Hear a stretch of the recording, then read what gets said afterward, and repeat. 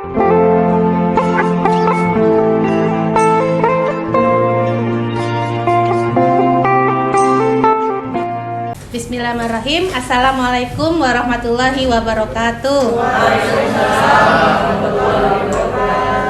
Salam sehat, salam sejahtera bagi kita semua. Saya ucapkan terima kasih kepada Ibu Devi Bayuning Ratri MPD selaku Ibu Kepala Sekolah SD YPPSB 3. Kemudian yang berbahagia Bapak Ibu guru-guru SD YPPSB 3 yang saya banggakan. Kesempatan kali ini saya sengaja mengundang Bapak Ibu dalam ruangan yang luar biasa ini untuk bersama belajar tentang budaya positif. Saya di sini tidak menggurui, tetapi memang tugas dari pendidikan guru penggerak untuk mengimbaskan ilmu yang saya dapatkan. Sebenarnya 2 bulan terakhir ini saya modulnya itu dari 1.1 sampai 1.4 dengan bermacam ilmu pengetahuan, tetapi yang wajib untuk diseminasikan adalah modul 1.4, modul terakhir dari modul pertama. Dan saya juga sudah post-test. Ini adalah tugas terakhir di modul 1 untuk menuju ke modul 2. Acara ini sangat disupport oleh sekolah. Kegiatan ini menjadi sesuatu yang masuk dalam skala prioritas. Jadi saya merasa senang sekali untuk melanjutkan pendidikan calon penggerak sebagai perwakilan SD YPPSB 3. Konsep utama yang akan kita sama-sama sharing adalah perubahan paradigma baru, kemudian disiplin positif, motivasi perilaku manusia, kebutuhan dasar manusia, posisi kontrol restitusi, keyakinan, dan yang terakhir tentang segitiga restitusi. Nah, Bapak Ibu yang berbahagia, kita nge-game dulu ya kegiatan kepalan tangan. Silahkan Bapak Ibu kepalkan tangannya, boleh kanan boleh kiri ya, atau berpasangan dulu ya. Bu Lasmi dengan ini cari pasangan. Yang satu tidak usah dikepalkan, mohon maaf. Yang satu ada A dan B, Anda dan teman Anda silahkan berpasangan. Sobeklah secara, bayangkan di tangan Bapak Ibu tuh ada benda yang sangat berharga. Kemudian kemudian teman yang tidak mengepalkan tangan berusaha membujuk. Ini tuh berharga banget gitu ya. Bagaimana orang lain bisa mempengaruhi kita. Silahkan Bapak Ibu sebentar saja. Bapak Ibu akan membukanya atau tetap menggenggamnya. Saya akan melihat.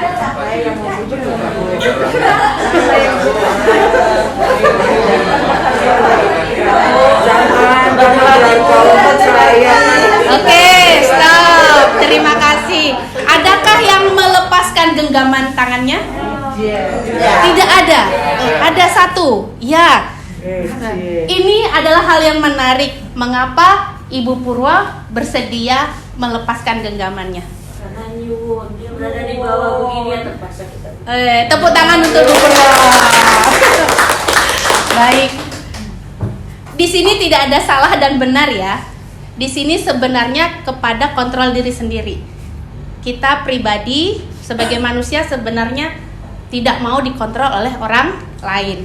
Hanya karena ada beberapa sebab seperti yang disampaikan oleh Bu Purwo, kita mau melepas genggaman. Berarti kita tetap menerima kalau kita dikontrol oleh orang lain. Tetapi 90% di Bapak Ibu merasa yakin pada dirinya bahwa saya tidak bisa dikontrol oleh orang lain. Itulah yang menjadi paradigma baru kita.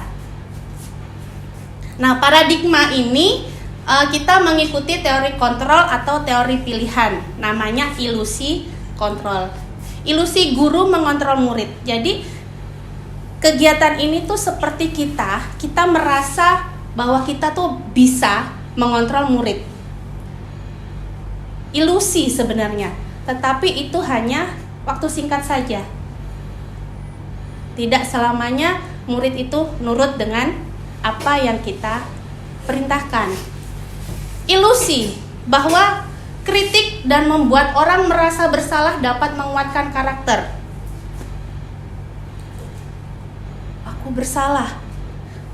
Kita menganggap kalau murid kita sudah mengakui kesalahannya, berarti kita sudah menguatkan karakternya.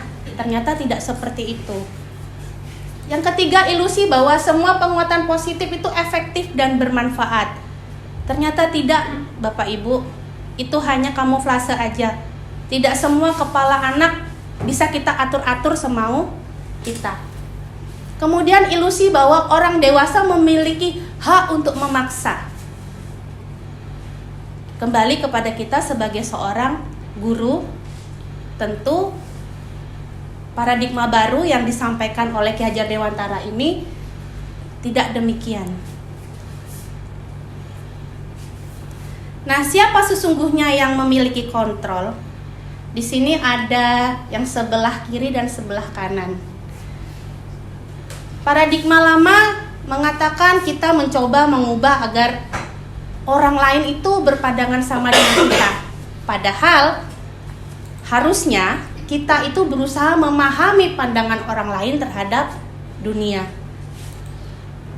Semua perilaku buruk dilihat sebagai suatu kesalahan. Bukan. Semua perilaku pasti punya tujuan. Hanya kita selalu berparadigma kamu itu salah. Padahal kita tidak tahu tujuannya. Orang lain bisa mengontrol saya. Paradigma hanya kita sendiri, Anda sendiri yang bisa mengontrol diri Anda sendiri untuk memilih mau dikontrol atau teguh pada keyakinan diri. Kemudian pemaksaan ada pada saat bujukan gagal. Kita cenderung kadang memaksakan. Kemudian harusnya pilihannya adalah melakukan kolaborasi dan konsensus menciptakan pilihan-pilihan baru. Kalau konsep lamanya modelnya aku menang, kamu kalah, paradigma barunya adalah win-win solution, dan ini sepertinya di sekolah kita sebagian besar sudah win-win solution melaksanakannya. Model berpikir menang-menang. Nah, budaya positif di modul ini Bapak Ibu, kita menggunakan makna disiplin. Apakah makna disiplin? Berasal dari bahasa Latin disciplina yang artinya belajar. Makna asal dari kata ini berkonotasi dengan disiplin diri dari murid-murid Socrates dan Plato. Ini tokoh filsafat dunia yang sampai sekarang hasil pemikirannya kita pakai ya dalam keilmuan bidang apapun.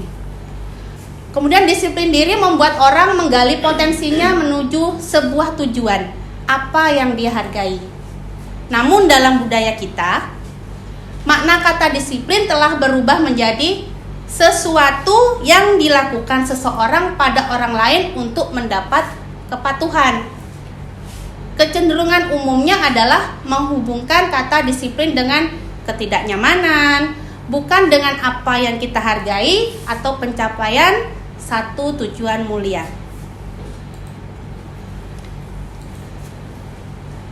Mengapa ada disiplin positif? Tentunya kita akan mengangkat nilai-nilai kebajikan universal. Jadi istilah sekarang karakter baik itu nilai-nilai kebajikan. Nilai-nilai kebajikan adalah sifat-sifat positif manusia yang merupakan tujuan mulia yang ingin dicapai setiap individu. Nilai-nilai tersebut bersifat universal dan lintas bahasa, suku, bangsa, agama maupun latar belakang. Setiap perilaku atau perbuatan itu memiliki satu tujuan, itu berdasarkan pemikiran dari Dr. William Glasser pada teori kontrol tahun 1984. Dengan mengaitkan nilai-nilai kebajikan dan diyakini seseorang, maka motivasi intrinsiknya akan terbangun sehingga menggerakkan motivasi dari dalam dan untuk dapat mencapai tujuan mulia yang diinginkan. Ini berdasarkan Diane Gossen tahun 1998. Penelitian juga. Nah, nilai-nilai kebajikan yang ingin dicapai oleh anak Indonesia kita kenal sekarang dengan istilah profil pelajar Pancasila. Yang pertama, beriman, bertakwa kepada Tuhan Yang Maha Esa dan berakhlak mulia, mandiri, bernalar kritis, berkebinekaan global, bergotong royong, dan kreatif. Sekarang kita menuju ke teori motivasi perilaku manusia. Bapak Ibu yang berbahagia, motivasi itu kan ada dua ya. Ada yang dari dalam, juga ada yang dari luar. Istilahnya eksternal dan internal. Eksternalnya itu ada dua dan ini memang dominan. Anak-anak kita akan fokus ke murid kita. Yang pertama, untuk menghindari ketidaknyamanan atau hukuman. Kita mematuhi peraturan supaya tidak dihukum. Sepertinya begitu. Kemudian yang kedua, untuk mendapatkan imbalan dari orang lain atau institusi. Apa yang akan saya dapatkan apabila saya melakukannya? Ada motivasi seperti itu? Ada. Kemudian motivasi internal. Nah, ini yang kita harapkan, motivasi yang tumbuh di diri kita sendiri dan anak-anak didik kita, yaitu untuk menghargai diri sendiri. Saya akan menjadi orang yang seperti apa bila saya melakukannya. Jadi positif. Merdeka menurut Ki Hajar Dewantara. Merdeka itu artinya tidak hanya terlepas dari perintah, akan tetapi juga cakap untuk memerintah diri sendiri. Arti merdeka yang seperti itu. Berbicara tentang peraturan, pasti ada hukuman. Kalau dia mengerjakannya, pasti ada penghargaan. Tapi Bapak Ibu, saya belajar di modul 1.4 mengalami kebingungan pada konsep yang ini. Yang pertama adalah ternyata anak, karena kita fokus ke anak, merasa dihukum karena ada penghargaan. Biasanya kan dihukum karena melanggar. Tetapi teori ini Bapak Ibu jangan juga ditelan mentah-mentah, tetapi kita harus mencari apa maksud dari tulisan yang ada di buku Ki Hajar Dewantara ini. Yang pertama, pengaruh jangka pendek dan jangka panjang.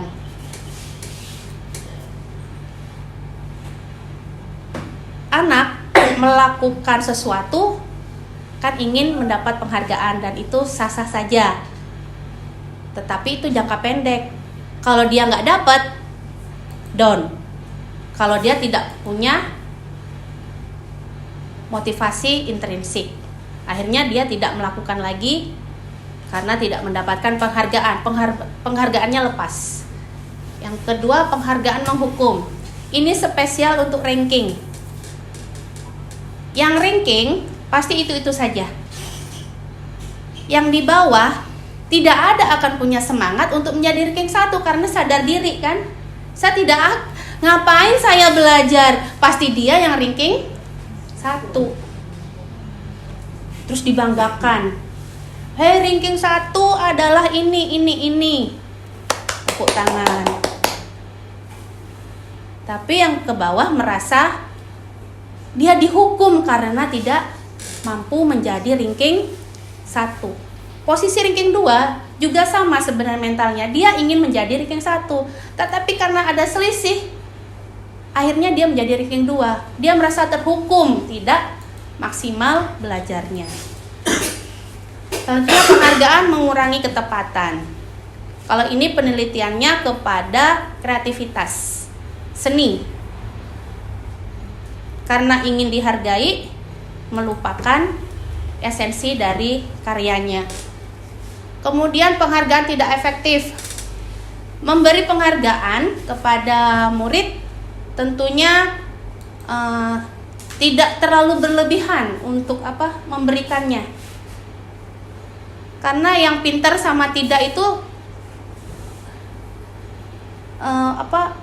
banyaknya jomplang gitu ya. Tidak semua pintar matematika, pintar IPA gitu. Lebih banyak dengan yang lainnya. Kemudian penghargaan merusak hubungan. Ini ada iri sesama murid. Dia aja yang ditegur sama Pak Wawan misalnya. Karena penghargaan ini bukan hanya tentang uang kan Bapak Ibu, tetapi bisa juga ucapan. Tapi kalau itu selalu diarahkan kepada satu orang, itu menjadi tidak baik kepada lingkungan di kelasnya. Tepuk 1, tepuk 2. Oke. Tinggal 3 lagi dihukum oleh penghargaan. Penghargaan menurunkan kualitas sama ya. Kemudian penghargaan mematikan kreativitas. Ini bagi individu yang ingin dihargai, punya motivasi eksternal. Jadi kalau sudah nggak dapat ya sudahlah, nggak dikasih juga. Terus akhirnya next period dia tidak akan melakukannya lagi. Penghargaan mengurangi motivasi intrinsik. Ya, kalau dia nggak dapat, ya sudahlah, gitu ya. Adakah seperti itu? Ada. Nah, bagaimana kita mensiasati hukuman-hukuman yang terjadi karena penghargaan? Ini salah satu bentuknya. Kita sebagai ibu guru, bapak guru dalam memberikan apresiasi atau pengakuan perlu diingat beberapa hal. Yang pertama, beri pengakuannya secara khusus.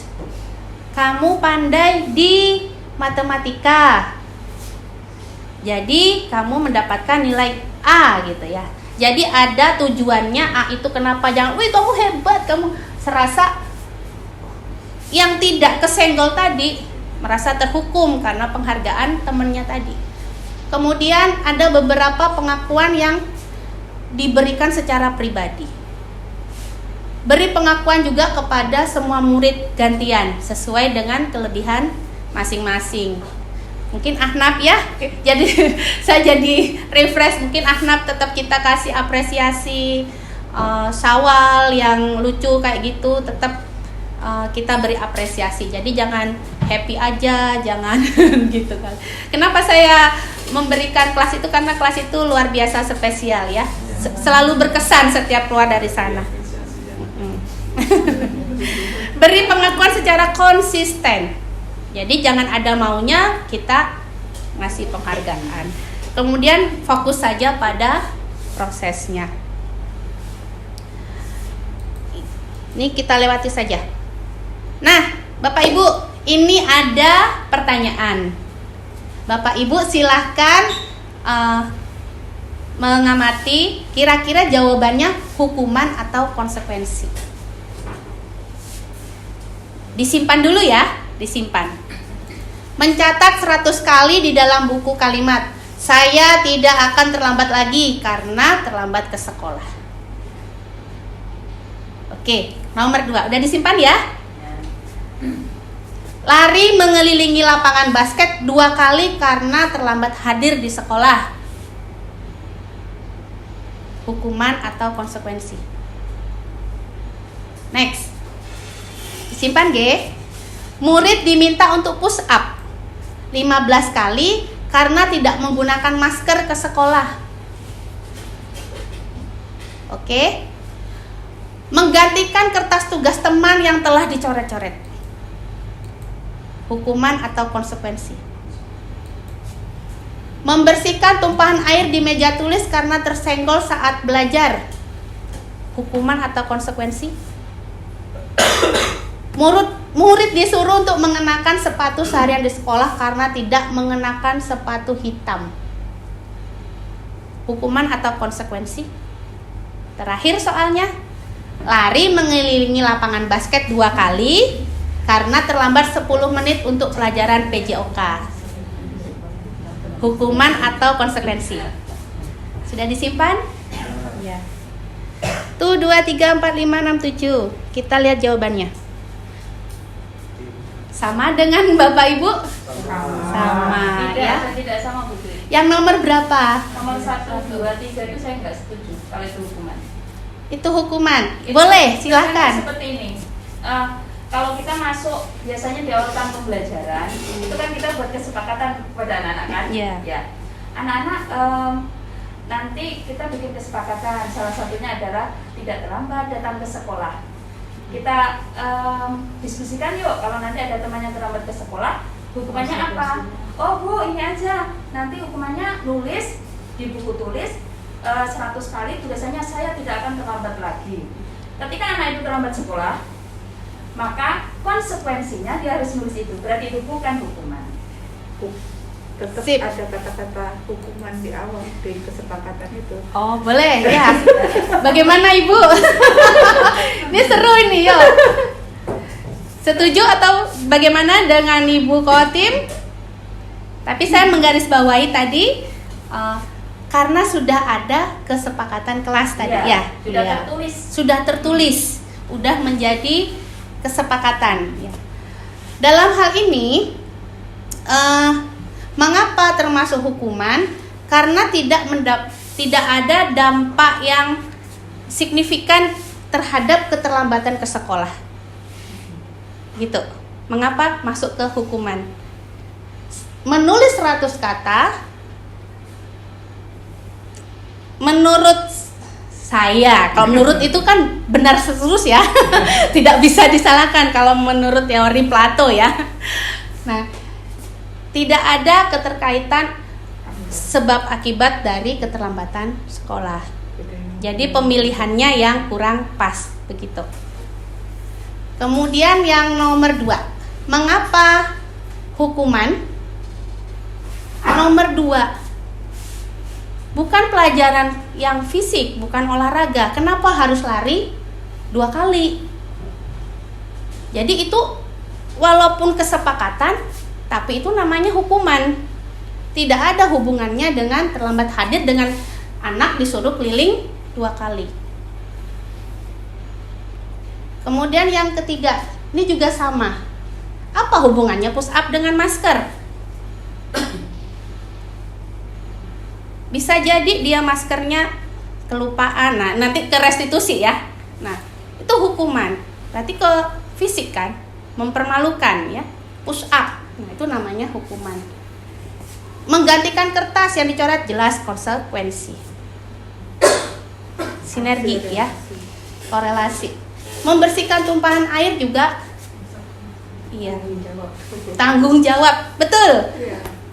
Murid disuruh mengenakan sepatu seharian karena tidak mengenakan sepatu hitam. Oh, salah tulis saya. Murid disuruh tidak pakai sepatu gitu ya. Jadi nyeker seharian. Itu adalah hukuman. Itu namanya bully. Nah, kenapa yang nomor bawah itu konsekuensi? Karena pelajaran PJOK. Selain dia memang sekalian pemanasan, pas banget karena pelajarannya tentang fisik. Begitu nggih? Mohon maaf apabila ini. Tapi saya suka dengan diskusi. Nah, karena ada hukuman, ada konsekuensi, bahasa yang dipakai dalam kurikulum Merdeka adalah restitusi. Kalau dulu kan kita ya paling tinggi kan konsekuensi ya. Perbandingannya hukuman, konsekuensi. Nah, sekarang ada istilah baru. Mari kita pelajari bersama-sama di mana perbedaannya. Nah, restitusi ini adalah proses menciptakan kondisi bagi murid untuk memperbaiki kesalahan mereka, sehingga mereka bisa kembali pada kelompok mereka dengan karakter yang lebih kuat.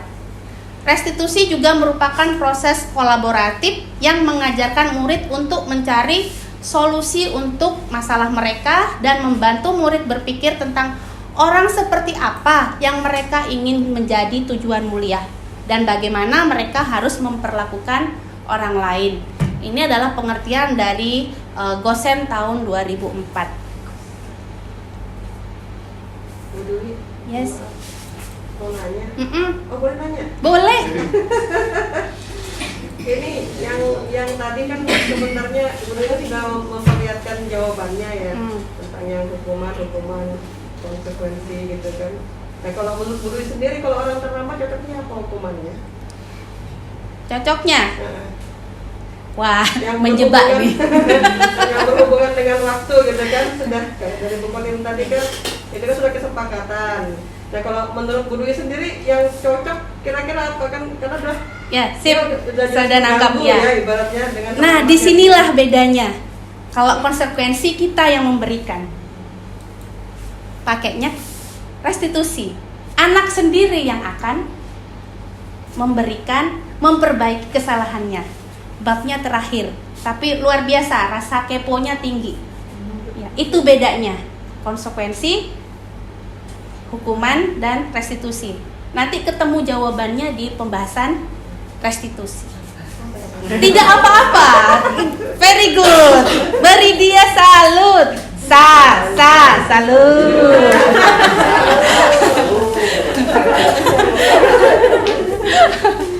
Ini sepertinya ini dulu ya. Ini dulu. Yang jelas identitas gagal itu artinya bahwa anak itu merasa jatuh lah ya, mentalnya salah gitu ya. Nah, terus kita belajar konsekuensi. Nah, terakhir belajar restitusi. Banyak sekali yang dibacakan.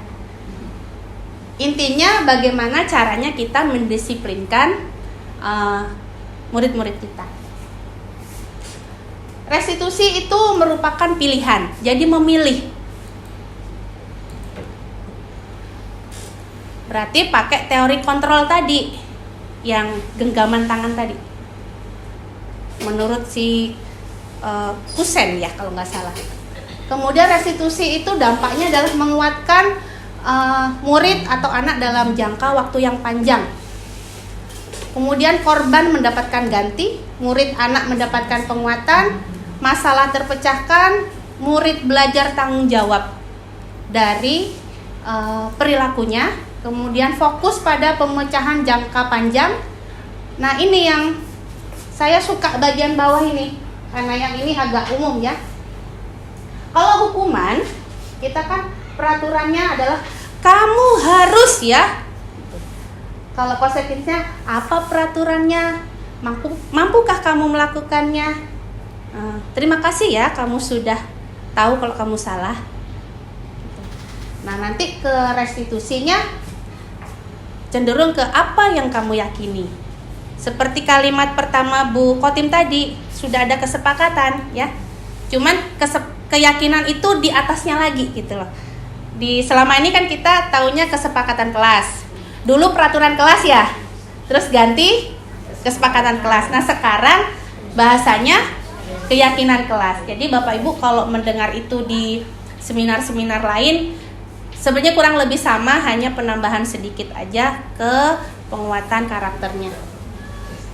Apa yang bisa kamu lakukan untuk memperbaiki masalah ini? Nah, ini di sini ya perbedaannya. Kemudian anak menghormati dirinya sendiri dan orang lain. Kalau konsekuensi, anak menghormati peraturannya. Sehingga disiplin positif, kalau satu anak sudah mengerti dirinya sendiri sedikit-sedikit, berarti sekolah kita insya Allah budaya positifnya akan terbangun. Nah, ciri-cirinya apa Ibu? Nah, ciri-cirinya ada 9. Bahwa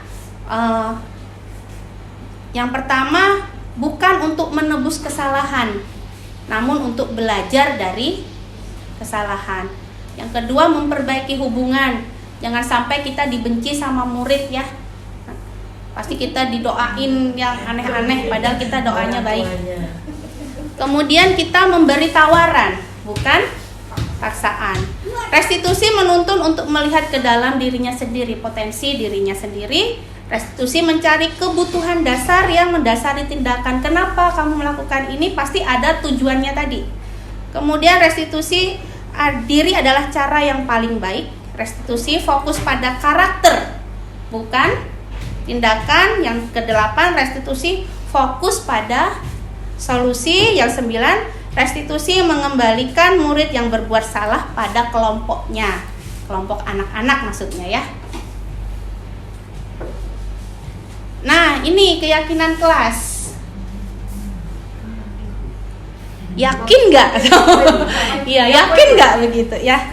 Aku yakin. Mengapa tidak peraturan saja? Mengapa harus keyakinan kelas? Mengapa kita memiliki peraturan harus menggunakan helm bila mengendarai kendaraan roda 2? Mengapa? Biar aman. Yes, biar aman. Yakin pada dirinya sendiri, bukan karena ada Pak Polisi. Biar tidak ditilang. Mengapa kita memiliki peraturan 3M? Menggunakan masker, mencuci tangan, dan menjaga jarak 1,5 meter. Tidak kena Iya, betul. tidak terinfeksi Corona. Yang ketiga, mengapa kita memiliki peraturan harus tepat waktu pada saat mengikuti pelatihan? Rugi kalau nggak mengikuti ya. Baik. Nah, itu semua yang diucapkan Bapak Ibu guru karena eksternal atau karena intrinsik dalam? Dari dalam. Anda yakin? Yakin. Setuju? Untuk mendukung motivasi intrinsik ini, kembalilah ke nilai-nilai atau keyakinan-keyakinan yang lebih menggerakkan seseorang dibandingkan mengikuti serangkaian peraturan-peraturan. Kalau dibuat diagram seperti ini, apakah peraturan kelas dihilangkan? Tidak, tetapi dilengkapi. Peraturan kelas tetap ada, kemudian kita perkuat dengan keyakinan kelas. Keyakinan kelas ini masuknya ke ini, kalau karakter profil pelajar Pancasila, tanggung jawab. Tanggung jawab apa aja sih? Nah, di peraturan kelas tuh ada gini, mengembalikan barang yang dipinjam. Kita kan detail banget ya, biasanya bikin peraturan kelas, dan itu diucapkan anak-anak. Itu bisa dijadikan satu menjadi keyakinan kelas, tanggung jawab. Nanti peraturannya macam-macam. Jadi sama seperti karakter. Kalau kurikulum 13 kan ada 18 karakter yang harus kita kasih atau kita naikkan ke murid, tapi di kurikulum Merdeka cuman 6. Ternyata yang 18 karakter itu masuk ke dalam dimensi-dimensi ini. Kalau ada keyakinan kelas, tentu ada lingkungan positif. Kalau lingkungan positif sudah berjalan, tentunya budaya positif juga akan berjalan. Jadi seperti itu untuk peraturan kelas. Bukannya tidak baik, tapi memang harus dipelihara, tetapi kita lebih ke penguatan karakternya. Nah, ini yang saya lakukan, menyebarkan pengalaman di kelas. Contoh kecil yang saya lakukan yaitu menyebarkan, membuat keyakinan. Saya ada peraturan, saya ada konsekuensi. Karena saya tidak punya post-it, kita pakai alat yang ada, potong kertas, pakai isolasi. Selesai. Tinggal nanti kita pindahkan lagi ke karton yang sudah disediakan oleh Waka Kesiswaan. Hanya pada waktu itu saya ingin di papan tulis yang besar. Linknya tidak usah, sama saja. Nah, ini bedanya peraturan sama keyakinan kelas. Menghormati orang lain banyak. Apa aja contohnya? Dilarang mengganggu orang lain. Itu sudah kita laksanakan di kelas kita masing-masing. Keyakinannya berarti kita harus memberikan penguatan. Mengapa dilarang mengganggu orang? Penguatannya adalah menghormati orang lain. Dimensi kebinekaan global. Hadir di sekolah 15 menit sebelum pembelajaran dimulai. Keyakinannya menghormati orang lain dan berkomitmen. Tentu tidak enak kita lagi asik mengajar, tok, maaf bu saya terlambat gitu ya. Nah itu kita tekankan lagi, menghormati orang lain dan komitmennya. Dilarang melakukan kekerasan, itu adalah peraturan. Yakinkan kita ke anak-anak bahwa keselamatan, menghormati orang lain itu menjadi penguatan karakternya. Dan seterusnya sampai jangan berlari di kelas atau koridor. Keyakinan kelasnya adalah tentang keselamatan dan keamanan. Bapak Ibu, kalau bicara tentang disiplin itu kan anak-anak kita melanggar ya. Nah, di sini saya mengeser saja, ternyata anak melakukan kesalahan itu ada tujuannya dan dibagi menjadi kebutuhan dasar manusia. Bukan hanya murid, ini juga kebutuhan kita ya, gurunya juga. Yang pertama, kasih sayang dan rasa diterima. Bertahan hidup itu yang utama, makanya saya taruh di tengah. Penguasaan, kebebasan dan kesenangan. Mari kita kupas dengan kasus saja supaya lebih mengena. Ibu Ambar, Ibu Rini, guru kelas 2A di SD Pelita Hati, sedang bingung menghadapi ulah salah satu murid di kelasnya. Namanya Doni. Beberapa anak di kelas 2A telah datang padanya dan mengeluhkan Doni yang seringkali meminta bekal makan siang mereka dengan paksa, malak. Jika Anda menghadapi situasi seperti Ibu Ambar, apa yang akan Anda lakukan? Menurut Anda, kira-kira apa alasan Doni melakukan hal itu? Mungkin tidak dibawain bekal. Bisa jadi. Bu Yayu ini yang sering dapat. Ya, Bu Yayu, betul. Dia nggak dibawain. Kalau dari kebutuhan dasarnya, kira-kira masuk ke kebutuhan dasar apa, Bu? Iya. Bertahan hidup. Kita simak jawabannya. Kebutuhan bertahan hidup.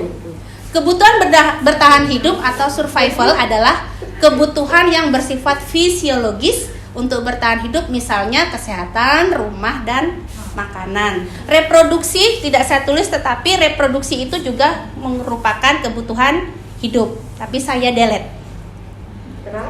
Nanti dibaca murid-murid ya. Tidak ya, karena kepenuhan ya. Iya, ternyata reproduksi adalah kebutuhan bertahan hidup. Nah, dalam kasus Doni di atas, di pikiran kita kan sudah ada jawaban ya. Kalau Anda sebagai Ibu Ambar, apa pertanyaannya? Misalnya nih, jawabannya Doni ketika ditanya oleh Ibu Ambar adalah karena ia lapar dan orang tuanya tidak membawakan bekal makan siang.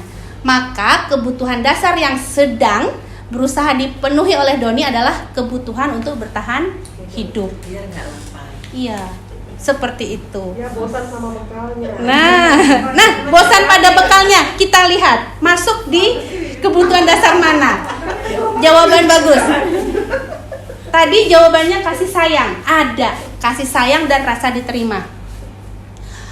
Kebutuhan untuk disayangi dan diterima meliputi kebutuhan akan hubungan dan koneksi sosial, seperti teman, keluarga, pasangan hidup, tempat kerja, binatang peliharaan, dan kelompok di mana kita tergabung. Nah, dalam kasus di atas tadi, apabila waktu ditanya sama Ibu Ambar menjawab bahwa alasannya mengambil bekal temannya karena ia merasa senang temannya jadi memperhatikan dia. Ketika temannya melaporkan tindakan itu pada gurunya, dan gurunya memberitahu orang tuanya sehingga orang tuanya jadi memperhatikan dia, maka kebutuhan dasar yang sedang dipenuhi oleh Doni adalah kebutuhan kasih sayang dan rasa diterima. Kita sudah melakukannya. Benar kan teman-teman ya? Kita lapor. Ternyata dia melakukan itu ada tujuannya. Minta apa? Perhatian, kasih sayang. Yang ketiga, penguasaan atau pengakuan atas kemampuannya. Kebutuhan ini berhubungan dengan kekuatan untuk mencapai sesuatu, menjadi kompeten, menjadi terampil, diakui atas prestasi dan keterampilan kita, didengarkan dan memiliki rasa harga diri.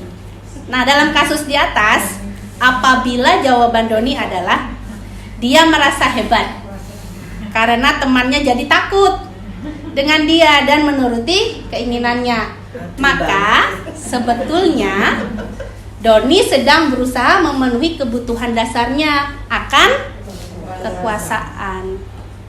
Jadi semua ada tujuannya. Kira-kira soal yang sama. Kebutuhan yang keempat, kebebasan. Kebutuhan untuk bebas adalah kebutuhan untuk kemandirian, otonomi, memiliki pilihan, dan mampu mengendalikan arah hidup seseorang. Tidak terlalu terpengaruh orang lain dan senang mencoba hal baru dan menarik. Bila jawaban Doni dalam kasus di atas adalah bahwa dia merasa bosan, nah jawabannya Bu Wiwin, dengan bekal makanan yang dibawakan ibunya dari rumah, karena ibunya selalu membawakan bekal yang sama. Oleh karena itu, dia ingin mencoba makanan teman-temannya yang beraneka ragam. Maka Doni sedang berusaha memenuhi kebutuhannya akan kebebasan. Next, kebutuhan yang kelima, kesenangan. Kebutuhan akan kesenangan adalah kebutuhan untuk mencari kesenangan seperti bermain dan tentunya tertawa. Mari kita tertawa, teman-teman. Nah, dalam kasus di atas, apabila Doni menjawab bahwa ia melakukannya karena iseng saja dan ia menikmati ekspresi wajah teman-temannya yang kesal karena diambil makanannya, dan menurut dia ekspresi teman-temannya itu lucu, maka berarti Doni sedang berusaha memenuhi kebutuhannya akan kesenangan. Luar biasa ya kasusnya. Ini penelitian. Nah, sekarang kita ke materi berikutnya. Ada kasus nih, kan? Nah, ini silahkan kita merefleksikan diri kita sendiri. Kita posisi di mana ya, Bapak Ibu? 5 posisi kontrol. Menurut Diane Gosen dalam bukunya Restitution Restructuring, gimana membacanya? School Discipline tahun 1998, mengemukakan bahwa guru perlu meninjau kembali penerapan disiplin di dalam ruang-ruang kelas mereka selama ini. Apakah telah efektif? Apakah berpusat? Memerdekakan dan memandirikan murid? Bagaimana dan mengapa? Penelitiannya tahun 1998. Kurikulum Merdeka belum ada. Mari menyimak video penerapan 5 posisi kontrol. Kasusnya sekarang adalah Adi yang terlambat hadir di sekolah.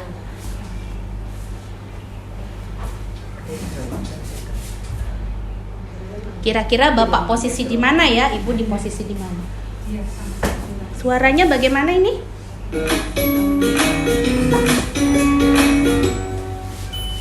Salam bahagia Ibu dan Bapak guru hebat. Dalam penerapan disiplin positif restitusi, salah satu program yang dikembangkan adalah 5 posisi kontrol. 5 posisi kontrol dalam restitusi adalah proses perjalanan seorang pendidik agar dapat mengenali dirinya.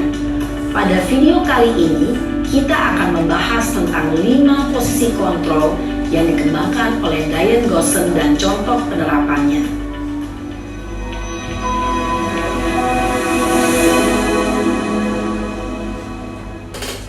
5 posisi kontrol itu adalah 1. Posisi penghukum, 2. Posisi pembuat merasa bersalah, 3. Posisi teman, 4. Posisi pemantau atau monitor, dan 5. Posisi manajer. Untuk lebih memahami kelima posisi tersebut, mari kita saksikan kasus Naren yang terlambat hadir 20 menit di sekolah dan melihat bagaimana kelima posisi kontrol dalam menghadapi masalah tersebut. Siapa yang seperti ini? Cia.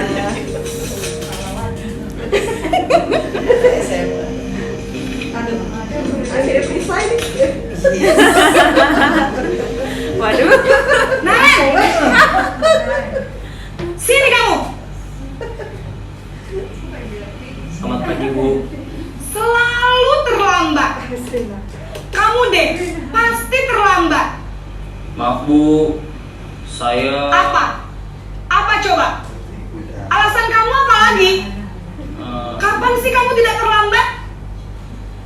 Malas sekali ya kamu jadi anak. saya Dasar pemalas. Gak kapok-kapok sih kamu. Sudah berapa kali terlambat?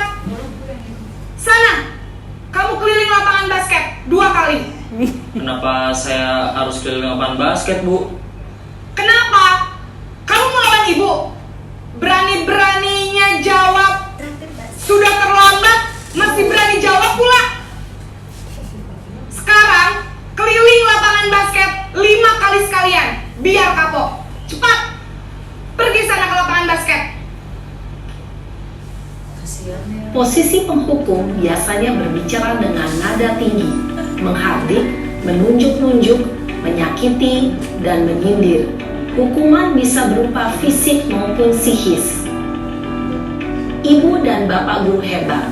Dampak yang terjadi pada murid ketika guru berada pada posisi penghukum adalah murid cenderung akan memberontak, bahkan menyimpan dendam.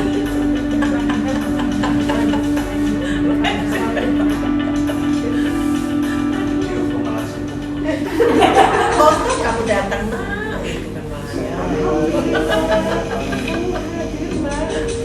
lagi. Naren, Yang kedua, tipe kedua. Selamat pagi, Bu. Naren. Kamu kenapa terlambat lagi, nak? Ya Tuhan, Naren. Kamu senang ya bikin ibu susah ya? Kalau kamu terlambat lagi, nanti ibu yang ditegur bapak kepala sekolah, nak. Disangka ibu tidak bisa membina kamu. Duh, gimana ini? Maaf, Bu. Duh, Gusti Naren. Kamu suka ya kalau ibu ditegur bapak kepala sekolah? Terus, sekarang ibu harus tulis apa ini di buku absen? Ini kamu sudah sering terlambat loh. Ibu harus apa coba? Maaf, Bu. Maaf sekali. Ya sudah, lain kali jangan bikin ibu susah lagi ya nak ya. Ibu tidak akan kuat lagi kalau kamu begini terus. Bisa jantungan kalau ibu ada bapak kepala sekolah. Sana cepat ke kelas. Maaf ya, Bu. Maaf sekali. Posisi pembuat rasa bersalah berbicara dengan nada tenang, cenderung lembut. Namun kata-kata yang diutarakan membuat murid merasa menjadi orang yang gagal, memandang buruk dirinya sendiri, merasa tidak berharga, dan tidak sanggup membahagiakan orang lain. Ketika guru mengambil posisi pembuat rasa bersalah, murid akan menganggap dirinya yang bersalah dan ia akan menyimpan emosi negatif tersebut di dalam dirinya.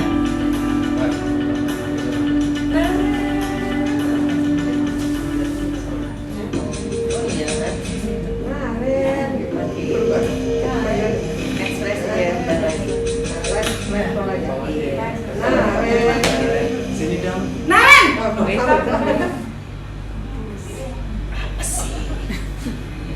Selamat pagi, Bu. wah, sudah jam berapa ini nak? terlambat lagi ya sayang. Iya Bu, habis ibu saya menyalahkan saya Bu. Kamu malah menyalahkan ibu kamu. Kamu bukannya anak yang larinya paling kencang. Kok terlambat sih? Iya Bu, saya memang terlambat bangun tadi. Jadi biarpun saya lari kencang, tetap gak kekejar Bu. Ya sudah sana, nanti lain kali larinya lebih kenceng lagi ya, biar gak terlambat lagi.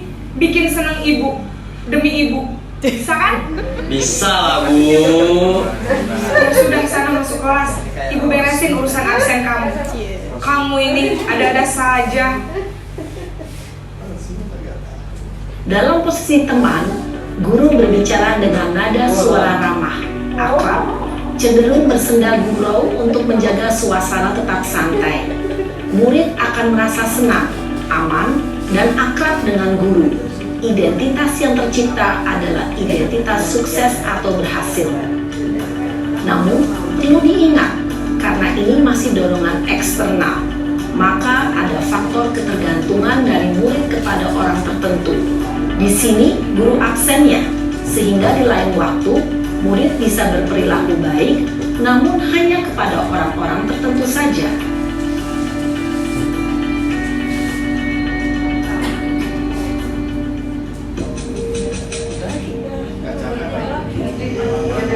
Ya ampun, Naren. Terlambat lagi, Naren.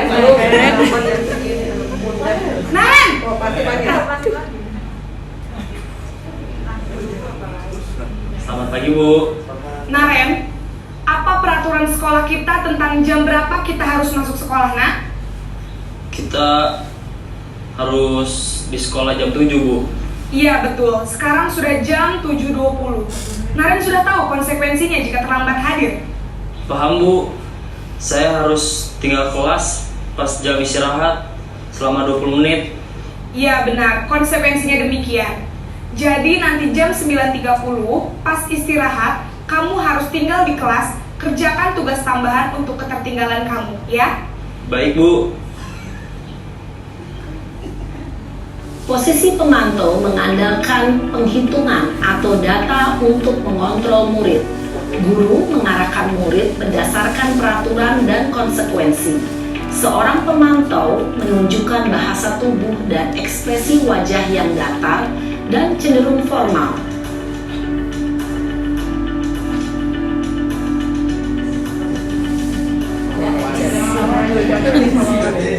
Pakai CCTV.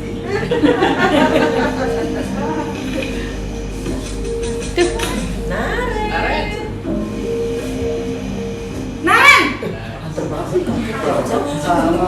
Sama pembukaannya. Hanya kayak tindakannya. Selamat pagi, Naren. Maaf Bu, saya terlambat. Iya, sekolah masuknya jam 7, sekarang sudah jam 7.20. Jadi sekarang bagaimana ini, Naren? Maaf Bu, saya lupa setel alarm saya semalam. Baiklah, menurut kamu, keyakinan sekolah yang mana yang perlu kamu tingkatkan? Menghargai diri sendiri dan orang lain mungkin ya Bu. Setuju.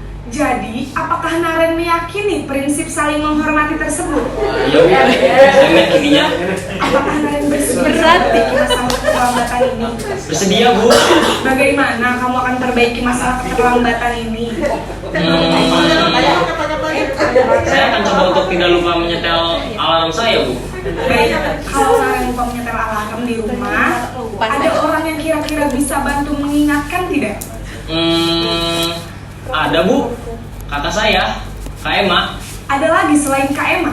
Selain Kak Emma, ada ibu saya. Baik, jadi yang mengingatkan Naren adalah Kak Emma dan ibu kamu ya? Sudah? Kira-kira akan mulai setel alarm kapan nih, Naren? Setelah pulang sekolah, akan segera saya lakukan. Baik, jadi Naren akan setel alarm untuk bangun besok pagi dan akan diingatkan oleh kakak dan ibunda Naren ya. Ada lagi yang mungkin perlu dilakukan, Naren? Agar tidak terlambat bangun lagi. Tidak ada Bu. Baik, Naren. Terima kasih untuk kerjasama kamu. Sekarang kamu perlu kembali ke kelas untuk belajar. Baik Bu, terima kasih. Posisi manajer adalah posisi kontrol yang disarankan untuk membimbing murid memiliki sikap disiplin yang positif, yaitu murid yang mandiri, bertanggung jawab, dan dapat memecahkan masalah. Tujuan dari posisi ini adalah agar murid dapat berefleksi atas tindakannya.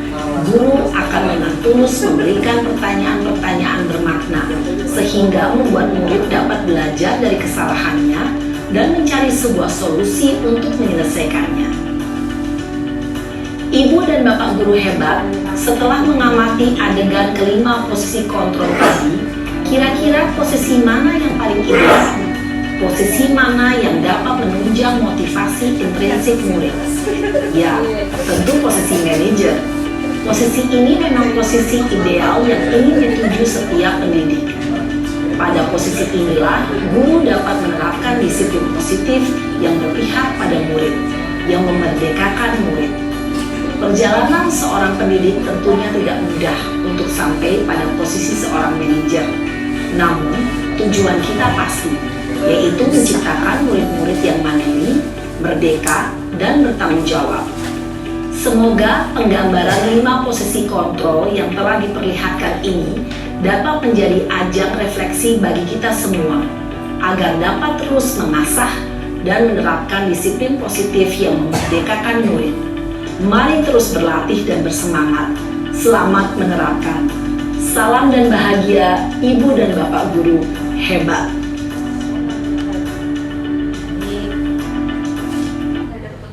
Iya, tepuk tangan untuk kita semua. Bagaimana? Ada 5 posisi kontrol. Yang pertama adalah penghukum, yang kedua membuat orang merasa bersalah, teman, pemantau, dan manajer. Saya jujur, Bapak Ibu, saya lebih banyak menggunakan teman. Dan itu saya mengakui bahwa setelah saya mendapatkan pendidikan guru penggerak, ternyata itu kurang tepat. Memang benar karena itu disiplin hanya di kelas saya saja. Tetapi ketika saya berdiskusi dengan Bapak Ibu guru pengajar kelas 4, tidak demikian, anak ini moving. Berarti saya masih belum berhasil untuk menumbuhkan motivasi intrinsik dalam dirinya. Saya masih tahap belajar sampai hari ini. Posisi saya masih dominan teman, tapi mudah-mudahan semakin ke depannya saya pribadi dan saya juga mengajak teman-teman berusaha menjadi posisi manajer.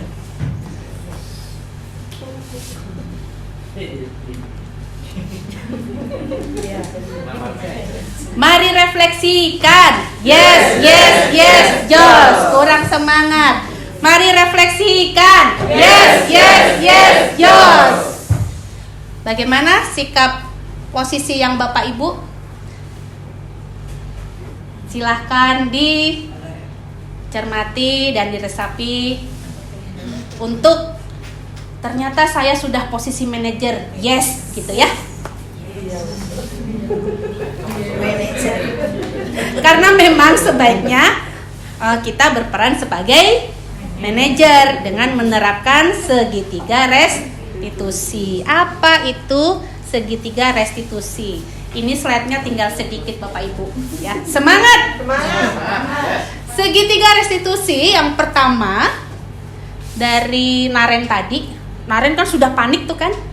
Tapi pada saat dipanggil dengan beberapa posisi kontrol, kita ingat-ingat yang manajer tadi.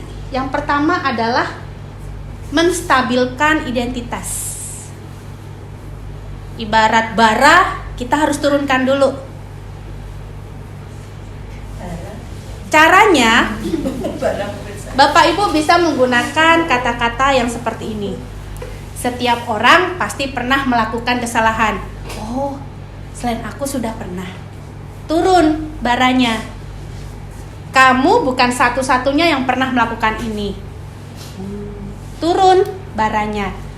Baru dia akan mengikuti langkah-langkah yang akan kita lakukan kepada si anak. Yang kedua adalah validasi kebutuhan atau validasi kesalahan. Bapak Ibu bisa menggunakan kalimat, kamu tentu punya alasan mengapa melakukan itu. Jadi setelah reda, tanya alasannya. Adakah cara yang lebih efektif untuk mendapatkan apa yang kamu butuhkan? Misalnya dia tadi ngambil makanan ya. Adakah cara lain selain mengambil makanan temanmu? Kemudian kita tutup dengan menanyakan keyakinan. Nah, keyakinan ini memang harus didahulukan sebelum melakukan segitiga restitusi. Jadi tugasnya sebenarnya saya sebagai calon guru penggerak ingin mengajak, namanya mengajaknya tidak wajib ya. Wajib itu hanya sholat saja. Bapak Ibu kembali melihat keyakinan kelas masing-masing. Baru bisa mengerjakan, melaksanakan posisi manajer menanyakan keyakinan. Nilai-nilai apa yang kita sepakati? Anak sendiri yang akan otomatis keluar jawabannya. Jadi bukan kita menentukan, oh kamu terlambat, kamu ini. Karena selama ini, kenapa jawaban anak-anak itu berdiri di depan kelas? Bapak Ibu kalau mampir di kelas 4C, jawabannya tuh menyedihkan.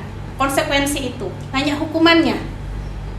Kalau yang ininya udah bagus peraturannya, tapi yang konsekuensi blank. Kan saya membebaskan, terserah nak, silahkan. Misalnya kamu melanggar ini, kan sudah buat. Kalau dilanggar apa? Berdiri di depan, naik kaki, belum saya hapus. Piket 2 kali. Karena yang mereka tahu seperti itu. Yang kita ajarkan memang seperti itu. Kamu ingin jadi orang seperti apa? Nilai-nilai apa? Jadi keyakinan yang tanggung jawab gitu ya, menghargai teman itu menjadi payung untuk menjelaskan peraturan-peraturan di bawahnya. Untuk apa? Menumbuhkan motivasi intrinsik murid-murid kita, bukan eksternal. Nah, menstabilkan identitas seperti ini. Kita akan membuat anak yang merasa gagal tadi karena berbuat salah menjadi positif kepada dirinya sendiri. Orang kalau sudah positif akan baik. Walaupun saya jelek, tapi saya berpendapat saya cantik. Makanya suami saya tetap senang pada saya. Karena aura cantiknya, karena saya yakin bahwa saya cantik. Gitu, ya. Guru berkata, ini yang bisa kita pakai beberapa referensi untuk kata-kata menurunkan bara, ya, atau menaikkan kegagalan yang dialami oleh murid kita. Berbuat salah itu hal yang manusiawi. Dia akan menaikkan, menghargai dirinya, positifnya akan naik. Tidak ada manusia yang sempurna, nak. Bapak Ibu juga bersalah. Kita pasti bisa menyelesaikan permasalahan ini. Bapak Ibu tidak tertarik untuk mencari tahu siapa yang benar, siapa yang salah. Nah, ini sering ya terjadi, saling tuduh-menuduh. Mungkin bisa menjadi referensi kalimat ini untuk menstabilkan identitas. Bapak Ibu lebih tertarik untuk menyelesaikan masalah. Kalimat ini bisa jadi panduan kita. Kalau kamu menyalahkan dirimu sendiri terus-menerus, apakah kamu bersikap baik pada dirimu sendiri? Mikirkan anak itu terhadap keyakinan kelasnya, keyakinan dirinya. Validasi kesalahan. Setelah dia stabil, kita akan membantu musik mengenali basic need atau kebutuhan dasar yang ingin dipenuhinya ketika melakukan kesalahan itu. Pada dasarnya setiap tindakan manusia tujuannya adalah memenuhi basic needs. Apakah itu power, freedom, love and belonging, fun atau survival. Kita bisa menggunakan kata-kata seperti ini. Kamu bisa saja kan melakukan hal yang lebih buruk, tapi kamu tidak melakukannya kan? Kamu pasti punya alasan mengapa melakukannya.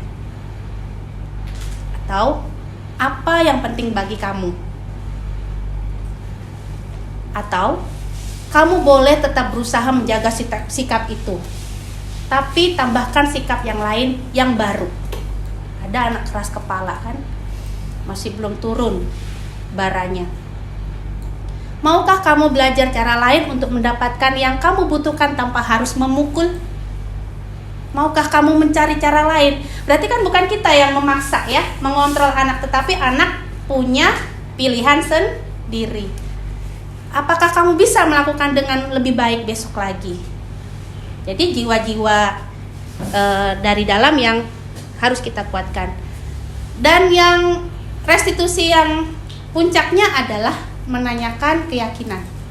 Anak melihat kesalahannya dihubungkan dengan norma sosial dan nilai-nilai yang mendasari manusia berinteraksi dengan orang lain. Guru berkata, apa nilai yang kita percaya di kelas atau di sekolah kita? Nilai-nilai universal apa yang telah kita sepakati? Kelas yang ideal itu seperti apa sih? Kamu ingin jadi anak seperti apa? Apa yang kamu rasakan ketika kamu melakukan itu? Kamu menjadi orang seperti apa? Yang menjawab bukan kita, tetapi anak sendiri. Dan itu dilakukan tidak gampang dengan budaya kita yang selalu mendikte, memaksakan peraturan dan konsekuensi yang bukan jangka panjang. Bukan hal mudah memang. Jika anak tidak mengerti, kita bisa mengintervensi Bapak Ibu. Di sini menurut yang saya dapatkan dari pendidikan adalah intervensi 30 detik. Intervensi ini bisa membantu murid kembali ke tujuan semula dengan cukup singkat dan dengan cara yang non-konfrontatif. Pertanyaan-pertanyaan yang diajukan biasanya dikemukakan oleh pemantau atau manajer. Jadi dari 5 itu posisinya paling rendah penghukum. Terus apalagi Bapak Ibu? Bukan membuat merasa bersalah, teman, pemantau, baru manajer. Apakah kamu ingin berbuat lebih baik? Kan ada anak masih megegek gitu ya bahasanya tuh. Ya, apakah kamu ingin berbuat lebih baik? Kan dia cuma bisa ngangguk sama gedek-gedek. Ini bisa jadi referensi. Apakah saat ini kamu sedang menjadi orang yang sedang kamu inginkan? Akhirnya kan dia akan muncul ya. Kalau dia normal ya. Apakah bisa mengubah kegiatan kamu saat ini menjadi sikap yang lebih membantu? Apakah wajar membuat kesalahan? Bisakah kita memperbaikinya? Apa yang kamu lakukan saat ini sesuai? Oke? Apa kamu siap untuk mulai? Peraturannya apa? Nah, kadang anak tidak ada yang tetap kekeh keras kepala. Nah, ini intervensi 30 detik bisa kita masukkan. Dan seterusnya sampai apa yang kamu inginkan. Peraturannya apa? Wes kan? Itu berarti kan sudah di luar kendali, anaknya nggak bisa diapa-apain. Nah, berikut praktek segitiga restitusi yang saya lakukan untuk menumbuhkan budaya positif di kelas. Ini demonstrasi kontekstual. Saya ada 2, mohon maaf dan mohon izin, ini memang kasus fakta yang terbersit saat itu yang ini. Jadi ada tokoh di sini yang menjadi inspirasi saya untuk melakukan praktek segitiga restitusi. Begitu ya. Dan Bapak Ibu bisa melihat saya masih terpengaruh dengan posisi kontrol teman. Ya, jadi saya memang mengakui bahwa saya belum bisa menjadi posisi manajer yang baik. Mari kita saksikan. Mau? Mau.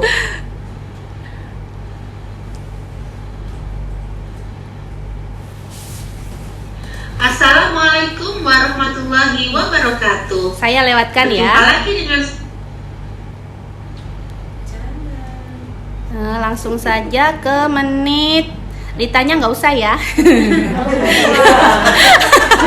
Ini saja ya. Waalaikumsalam warahmatullahi Sebentar, wabarakatuh. kasusnya seperti ini kasusnya. Kembali ke kelas, lanjutkan pelajaran yang berikutnya ya. Nah, kelas kita. Nah, Ekspresi saya tidak datar, ekspresi saya itu masih teman. kasus 2. Ada Pak Wawan, ada Ibu Dwi. Assalamualaikum Bu Dwi. Waalaikumsalam warahmatullahi wabarakatuh.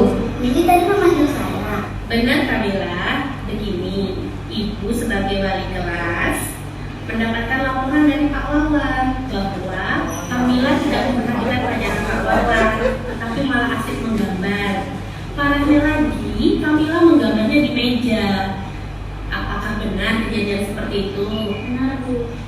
Baik Kamila, terima kasih ya sudah mengakuinya. Kejadian seperti ini bukan terjadi pada Mila aja, tetapi sudah pernah terjadi oleh siswa sebelumnya, kakak-kakakku yang sudah naik kelas itu.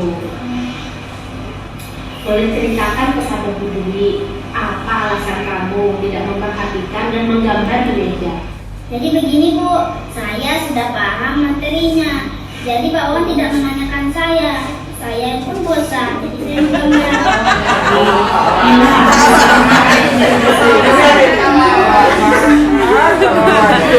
Karena anaknya pinter, ngapain ditanya ya Pak Wawan? Mila itu tidak melaksanakan keyakinan yang mana terkait dengan masalah tadi.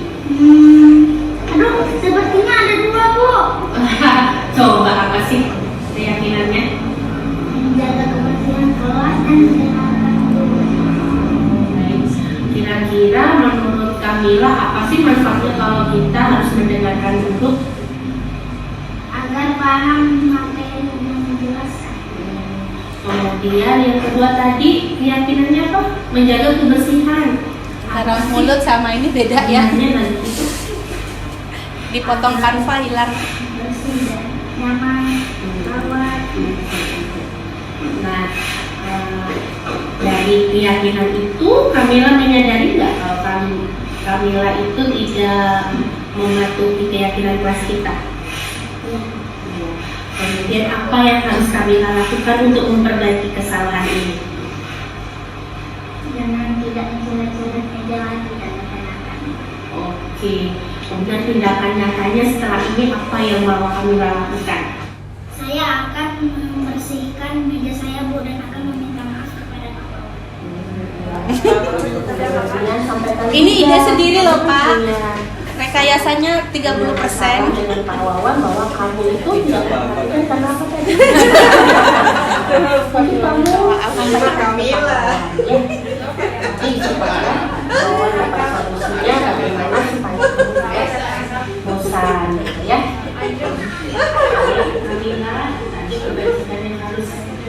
Sebenarnya anaknya bukan Nawal, tetapi siapa Pak? Alfian ya. Sebenarnya tokoh utamanya itu Alfian. Jadi iya. Yang dilaporin Alfian kan ya. Ulang, hati-hati sampai di rumah ya. Ingat tidak mengulang lagi kesalahan melanggar keyakinan. Oke, hati-hati sampai di sini janji. Baik Bu, terima kasih. Baik, terima kasih. Salah. Nggak usah itu. Itu testimoni. Nah, demikian tadi presentasi saya. Terima kasih udah menyimak. Sedikit lagi waktunya kita genapi 7 menit ya. Sesi tanya jawab tadi sudah ada. Nah, sekarang mari refleksikan. Yes, Jos. Bagaimana perasaan Bapak Ibu mengikuti diseminasi budaya positif ini? Luar biasa. Terima kasih. Nah, refleksi kepada diri kita sendiri. Pernahkah Bapak Ibu menerapkan segitiga restitusi ketika menghadapi permasalahan murid Anda? Jika iya, tahap mana yang Anda praktekkan dan bagaimana Anda mempraktekannya? Saya yakin Bapak Ibu pasti sudah mempraktekannya. Hanya kadang-kadang ada yang tidak utuh. Harusnya kan segitiga, berarti ada berapa? 3 tahap. Kebanyakan kita melakukan 2 tahap, kedua dan yang ketiga. Yang nomor 1 itu jarang. Tapi marilah sama-sama. Inilah tujuan saya mengumpulkan Bapak Ibu supaya terdampak. Marilah kita membudayakan positif di sekolah kita yang tercinta ini. Dan untuk contoh-contoh lain bisa dilaksanakan dengan pelanggaran disiplin sekolah yang berbeda. Nggak ada tugas. Tugasnya ini tugasnya sebenarnya satu ya. Saya ingin ada contoh bahwa apa yang saya diseminasikan itu dilakukan oleh Bapak Ibu. Setidaknya 3 lah. Apakah Bapak Ibu bersedia? Nanti saya yang akan mensyutingnya. Baik, kita akan bicarakan di luar forum ya. Saya tahu teman-teman sudah mulai flashback kepada perilaku kita menanggapi masalah yang ada. Baik, saya akhiri. Guru bergerak, Indonesia maju. Terima kasih. Salam dan bahagia. Kami akhiri. Terakhir terima kasih kepada Ibu Devi yang setia karena mau izin tadi tetapi standby di sini. Mudah-mudahan presentasi saya menarik, jadi menahan beliau di sini, dan teman-teman juga tadi ada yang izin ternyata tidak jadi, entah sungkan atau memang menarik. Harapan saya menarik gitu ya. Ya sip. Kalau gitu tepuk tangan untuk kita semua. Baik, terakhir saya akhiri. Salam dan bahagia. Assalamualaikum warahmatullahi wabarakatuh.